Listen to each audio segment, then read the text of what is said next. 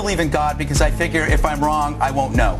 I'm kind of like hedging my bets. Isn't that the way most people believe in God, is because they figure if they don't believe it and they're wrong, they're screwed. If they believe it and they're right, they win.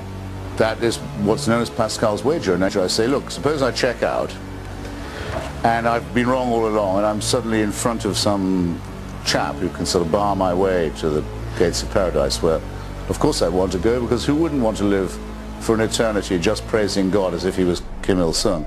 Mr. Leave that to one side. Christopher, we got to roll. And he says, what the hell? And I say, look, you didn't give me enough evidence. You got it. Wouldn't he be nicer to me than if I'd been a hypocrite? Now, did you catch that? He actually identifies heaven as a place and paradise as a place that he wants to go, but there's a chap, a quote-unquote chap, barring his way. But here's what's interesting, and my heart goes out to Christopher Hitchens. I know he's now since deceased, but in most people's understanding of heaven and eternity, it's where they would long to go. But if your entire life you are resisting God, saying, no, I don't believe there's a God, why then would you want to be in his presence, in the Christian worldview, assuming he exists, in his presence for eternity? Heaven itself, in a way, is God. It's either with God or not with God.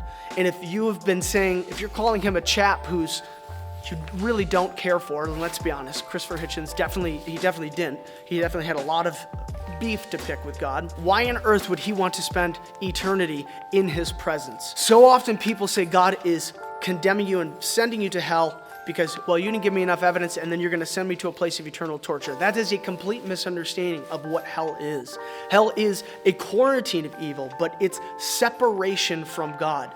God is perfectly just. Any consequences of wrongdoing that have not been covered in the blood of Jesus Christ in eternity will be perfectly sentenced, so to speak. No one will be enduring suffering that is unequal to what they did here on earth. And as C.S. Lewis would say, the gates of hell are actually locked from the inside. So in the end, God does not force you into hell. He's going to pursue you relentlessly because he desires you to be in his presence. But he loves you enough to not force you into his presence. As Frank Turek would say, most women at some point in their life will understand when a man pursues them unrelentlessly. And when a woman is not interested in that man, what does she typically say is, I like you, but only as a friend. Now that should send the signal to most men that it might be time to back off, because if the man truly loved that woman, he would ignore her. But could he force that woman to love him? No, inherently we know that would not be love. That would be wrong. God is a gentleman.